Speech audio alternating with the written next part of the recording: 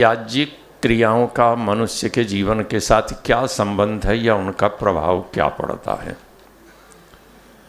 महर्षि दयानंद सरस्वती के आगमन से पहले वेद को लेकर के कुछ विचार समाज में बद्धमूल हो गए थे, प्रतिष्ठित हो गए थे और ये मान लिया गया था कि वेद कर्म कांड के ग्रंथ हैं और यहाँ जो कुछ भी वर्णन है वह कर्म कांड का वर्णन है।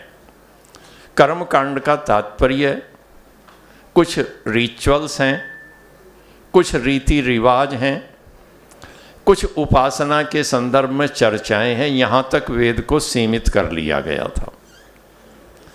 किंतु महर्षि दयानंद सरस्वती ने आकर के इस भ्रम का भंजन किया और महर्षि ने एक वाक्य दिया कि वेद सब सत्य विद्याओं का पुस्तक है, अर्थात संसार में जो भी सत्य विद्याएं हो सकती हैं उनका मूल ये नहीं कि विद्या का विस्तार बंद हो जाएगा या मनुष्य की बुद्धि का विकास नहीं होगा या मनुष्य कोई प्रयत्न पुरुषार्थ करके अपने ज्ञान में वृद्धि नहीं करेगा, किंतु सांकेतिक रूप से मनुष्य के लिए जितना ज्ञान अपेक्षित है वो वेद में है।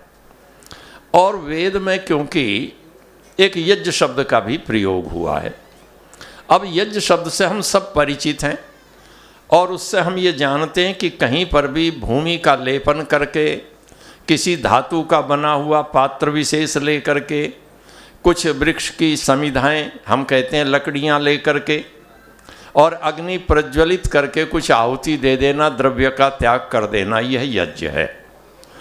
प्रायः हिंदू समाज इतना ही मानता है।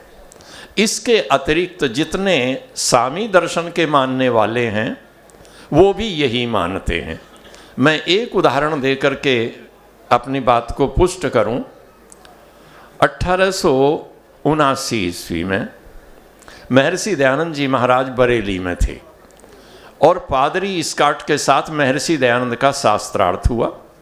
जिस समय उस शास्त्रार्थ में वहाँ के कलेक्टर, कमिश्नर आदि सब उपस्थित थे और उस शास्त्रार्थ में पादरी स्कॉट ने एक बात कही कि जो आर्य ये कहते हैं कि यज्ञ हमारा है, ऐसा नहीं है। उन्होंने यज्ञ हमसे लिया है, अर्थात यज्ञ ईसाइयों से लिया है, यज्ञ यहूदियों से लिया है।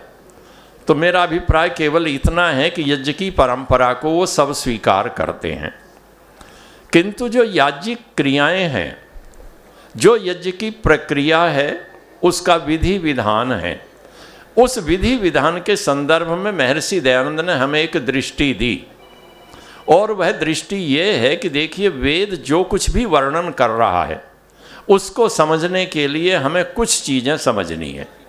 ये जो संसार है, इस संसार को हम कहते हैं कि ये त्रिगुणात्मक है और त्रिगुणात्मक होने के कारण से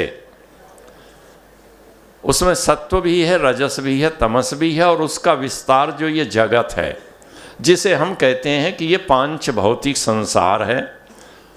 तो वेद में एक व्याख्या पद्धति है जो अधिभूत पद्धति है, अर्थात जगत के संदर्भ में, सृष्टि के संदर्भ में विचार करने वाली पद्धति को हम थोड़ा सा निर्माण पद्धति को अधिभूत मान लें। एक पद्धति अधियज्ञ पद्धति है और अधियज्ञ पद्धति का तात्पर्य है वो यज्ञ की व्याख्या करे, यज्ञ के संदर्भ में हमें विविध प्रकार का ज्ञान उपलब्ध करा रही हो। तीसरी पद्धति हम कह सकते हैं कि वो आध्यात्मिक है, जिसमें आत्मा और परमात्मा के संदर्भ में चिंतन किया जाए। इसके अतिरिक्त व्याख्याकारों ने कुछ और भी भाष्य करने की पद्धतियां स्वीकार की हैं। तो यज्ञ को लेकर के जब हम विचार करें तो यदि यज्ञ का विचार हम करें अधिभूत दृष्टि से करें, संसार की दृष्टि से विचार करने लगें, तो फिर जो यज्ञ हमारा हवन कुंड तक सीमित रह जाता है ये इससे बाहर निकल जाएगा। इसमें हम उसे सीमित नहीं कर सकते, यहाँ से बाहर हमें चिंतन प्रारंभ करना पड़ेगा। और कैसे चिंतन प्रारंभ करना पड़ेगा, ये यज्ञ की विधि विधान और क्रियाएं हैं, उन्हें एक उदाहरण से आप थोड़ा समझ सकते हैं। यहाँ मंच पर राजनेता विराजमान हैं, नरेंद्र पाल जी भी लंबे समय तक नेतृत्व करते रहे हैं विधानसभा में। सारे राजनेता और हम सब मतदाता हैं। एक चीज हम दोनों बराबर समझते हैं, राजनेता भी उतना ही समझते हैं और मतदाता भी उतना ही समझता है, कितना ही साधारण मतदाता हो। जब चुनाव प्रारंभ होते हैं और नामांकन करते हैं तो नामांकन करते समय बहुत सारे व्यक्ति नामांकन कर लेते हैं और उस समय फिर एक स्थिति आती है, कुछ पार्टियों के लिए तो चिन्ह निश्चित हैं, जो दूसरे व्यक्ति हैं उनके लिए चिन्ह आवंटित किए जाते हैं। उस समय एक शब्द का प्रयोग होता है कि क्या हो रहा है, आज सिंबल मिलेंगे। तो जो सिंबल मिलना है, जो चिन्ह मिलना है, वो सिंबल क्या है? जितने भी सिंबल हैं उस किसी सिंबल के ऊपर कुछ भी लिखा हुआ नहीं है। जो कमल का फूल ले रहा है उस पर कहीं कुछ नहीं लिखा हुआ है, उसमें कहीं ये नहीं है कि हिंदुइज्म की रक्षा करनी या राष्ट्रवाद है या जो कुछ भी है वो कुछ नहीं लिखा हुआ है। जो साइकिल का सिंबल ले रहा है, स्वामी जी महाराज तो साइकिल पर ही आरूढ़ रहते हैं चुनाव के समय, तो जो उस पर आरूढ़ है उस पर लिखा तो कुछ भी नहीं है, किंतु जो उस बटन को दबा रहा है या बैलेट पेपर में मोहर लगा रहा था वो ये जानता था मैं समाजवाद की स्थापना कर रहा हूँ और मैं समाजवाद को प्रबल कर रहा हूँ। किंतु एक और है, हाथी का सिंबल है, कहीं कहीं कुछ लोगों को वो भी मिलता है देश में। जो हाथी का बटन दबा रहा है उसके मन में क्या भाव होता है? ना तो राष्ट्रवाद की बात उसके मन में है, ना समाजवाद की उसके मन में बात है, न धर्मनिरपेक्षता की बात है। उसमें एक ही भाव है कि यदि मैं हाथी पर बटन दबा दूं तो जो हजारों साल से दबा कुचला समाज है वो इतना मजबूत हो जाएगा कि जैसा हाथी के सामने कोई ताकतवर नहीं टिक सकता, सबको पैर से रोनता चला जाता है, अब हमारे सामने कोई टिकने वाला नहीं होगा, इसलिए आवश्यकता हमें इसे मजबूत करने की है। तो ये जो सारे भाव व्यक्ति के अंतर मन में जागृत होते हैं, इसको हम क्या कहेंगे? ये सिंबॉलिक हैं। तो यह जो सिंबोलिज्म है, यज्ञ की सारी क्रियाओं के अंदर कहीं ना कहीं सिंबोलिज्म है। और यज्ञों की व्याख्या करने वाला जो हमारा साहित्य है वो साहित्य है वेद के बाद आने वाला ब्राह्मण ग्रंथ। ब्राह्मणकार अनेक प्रकार से व्याख्या करता है। यज्ञ होते हैं तो यज्ञ में आपने देखा होगा कि एक व्यक्ति बैठता है, जब पारायण यज्ञ होते हैं विशेष रूप से, जिसे आप ब्रह्मा कहते हैं। उस ब्रह्मा का काम क्या है? उस ब्रह्मा का काम यह है कि दूसरे जो उसके साथ ऋत्विज लगे हुए हैं और जो वो यज्ञ में काम कर रहे हैं, व्यवस्थाएं दे रहे हैं, वो त्रुटिपूर्ण हो, उसमें कहीं भूल ना हो जाए। ब्रह्मा कोई क्रिया नहीं करता, अपने आप ना समिधा इधर से इधर रखेगा उठा के, ना सामग्री रखेगा, ना घी का पात्र है, ना कुछ नहीं करना।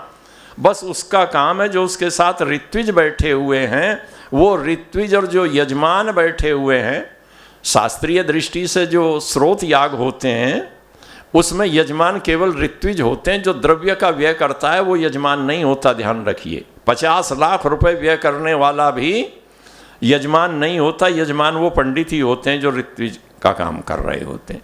ब्रह्मा का काम वहाँ भी वही है और आपके छोटे से यज्ञ में भी वही है।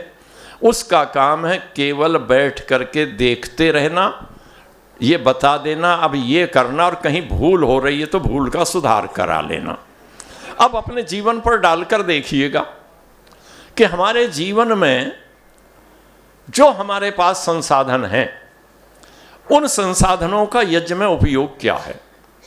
ब्राह्मणकार कहता है कि जो आत्मा है, आत्मा यज्ञस्य यजमान है, अंगानि ऋत्विज है। जो आत्मा है वो जीवन यज्ञ का यजमान है। और ऋत्विज कौन है?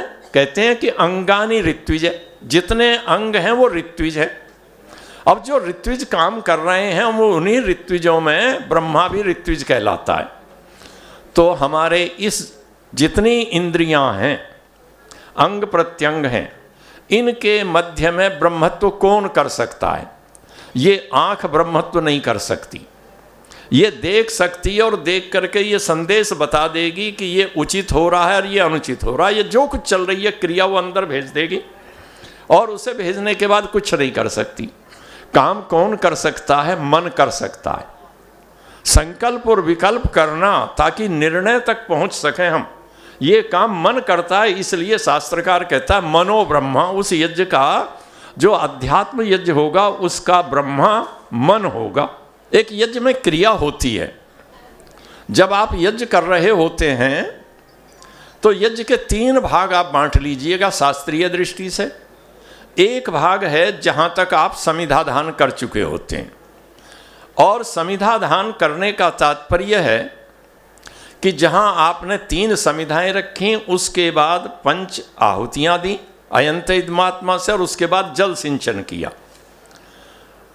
शास्त्र में एक यज्ञ है जिसका नाम आधान है, और जो दैनिक यज्ञ करने वाले व्यक्ति हैं, जो अपने आप को अग्निहोत्री कहते हैं, वो अग्निहोत्री अपने यज्ञ में अग्न्याधान प्रतिदिन नहीं करता, क्योंकि वो जीवन में एक बार आधान कर लेता है, वो अग्निहोत्री हो जाता है। वो तो अग्नि को नंगा करेगा और आहुतियाँ दे लेगा सीधी। तो दूसरा भाग जो यज्ञ का है वो यहाँ से प्रारंभ होता है, जब आप आघार आवाज जब आहुति दे रहे हैं, और पंडित जी बार बार निर्देश करते हैं कि पहली आहुति अपने बाईं ओर या उत्तर की ओर दीजिए, दूसरी दाहिनी ओर दीजिएगा। और उस समय मंत्र बुलवा रहे होते हैं, क्या? अग्नये स्वाहा सोमाय स्वाहा। और कई बार पुरोहित बता देता है कि दोनों आहुतियाँ दे करके शेष सब आहुतियाँ इनके मध्य में देनी है।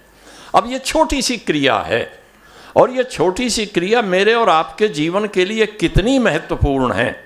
चाहे वो अध्यापक हो, चाहे चिकित्सक हो, चाहे माता पिता हो, राजनेता हो, कोई भी हो, कोई इससे अछूता नहीं है कि उसके जीवन में ये आघार ना हो।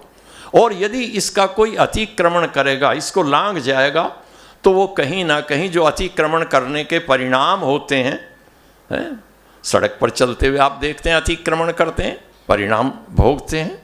आकाश में उड़ रहे होते हैं, एक जहाज उड़ा जा रहा है, एक दूसरी ओर से आ रहा है, इतना सारा आकाश खुला हुआ है, किंतु जैसे ही एक ने अतिक्रमण किया तो दोनों टकरा जाते हैं। वहाँ कोई जगह की कमी थोड़ा ही थी, बच सकते थे, किंतु जरा सी भूल हुई, अतिक्रमण हुआ। तो ऐसे ही जीवन में जहाँ भी इस मर्यादा का अतिक्रमण हो जाएगा, इस आघार का अतिक्रमण हो जाएगा, और वो क्या कहते हैं? वो कहते हैं कि देखिए आपने 2 आहुतियाँ दी हैं, एक अग्नि को दी है और एक सोम को दी है। अर्थात इस संसार के अंदर जो कुछ भी है वो इस 2 के मध्य में समाया हुआ, इससे बाहर कुछ भी नहीं है। शास्त्रकार कहता है द्वयम वा इदम न तृतीयमस्ति आर्द्रम चैव शुष्कम च यद शुष्कम तदाग्नेयम यद आर्द्रम तत्सौम्यम। इस संसार में केवल 2 तत्व हैं, और 2 तत्व क्या हैं? एक आर्द्रता है, एक सौम्यता है। जहाँ जहाँ आग्नेय तत्व है वो आर्द्रता है, और जहाँ सौम्य तत्व है वो आर्द्रता है, सोम है। तो इन 2 के मध्य में करना है। अब एक अध्यापक है, उसमें आग्नेय तत्व यदि प्रबल हो गया तो परिणाम क्या होता है? कक्षा में बैठे हुए बच्चे थोड़ा सा हल्ला करते हैं, और अध्यापक खड़ा हुआ गुस्से में और पकड़ करके गर्दन और धक्का दे दिया, बच्चा लगा दीवार पर। स्कूल में तो कंडोलेंस हो गई और अध्यापक को फिर जमानत करानी पड़ी। यही तो परिणाम होता है। ये क्यों हुआ है? क्योंकि आग्नेय तत्व बढ़ गया था, और दूसरा है आग्नेय तत्व बिल्कुल नहीं है। फिर उसकी हालत वही हो जाती है जैसे किसी ने कहा मौलवी को कि ये बच्चे जो आपके पढ़ रहे हैं हल्ला मचा रहे हैं, आप समझाते नहीं। वो कहता मैं ही क्या समझ रहा हूँ, इन्हें ये मुझे नहीं समझ रहे तो मैं भी नहीं समझता। फिर उसकी क्लास में हल्ला गुल्ला बना रहेगा। तो ये आर्द्र और सौम्यता का दोनों का सामंजस्य जीवन में होना। गृहस्थ में भी व्यक्ति यदि अपने इस दायित्व का निर्वाह नहीं करता तो नियंत्रण नहीं कर सकता अपनी संतान के ऊपर। नियंत्रण करने के लिए, व्यवस्था बनाए रखने के लिए एक मर्यादा रखनी पड़ती है, कठोरता की भी। दूसरी मर्यादा इसकी भी होती है, विनम्रता की। इन दोनों को लेकर के चलेगा तो शेष क्रियाओं को पूर्ण कर पाएगा। तो ये यज्ञ की जितने विधि विधान हैं, व्यवस्थाएं हैं, ये कहीं ना कहीं हमारे व्यक्तिगत जीवन को, हमारे सामाजिक जीवन को, हमारे राष्ट्रीय जीवन को प्रेरित करने के लिए हैं। यज्ञ की क्रियाएं केवल करते रहने के लिए नहीं है, ये जीवन में ढालने के लिए। और हम जीवन में इन्हें उतार लेते हैं तो कहीं ना कहीं जीवन का सौंदर्य होता है। राष्ट्र के जीवन में उतरती हैं तो राष्ट्र समृद्ध होता है, और समाज के जीवन में उतरती हैं तो समाज में न अभाव होता है और न कहीं उसका कोई दुष्प्रभाव होता है। हमें आवश्यकता यज्ञ की छोटी से छोटी चीज़, अपनी संस्कृति के छोटे से छोटे बिंदु को समझने की है,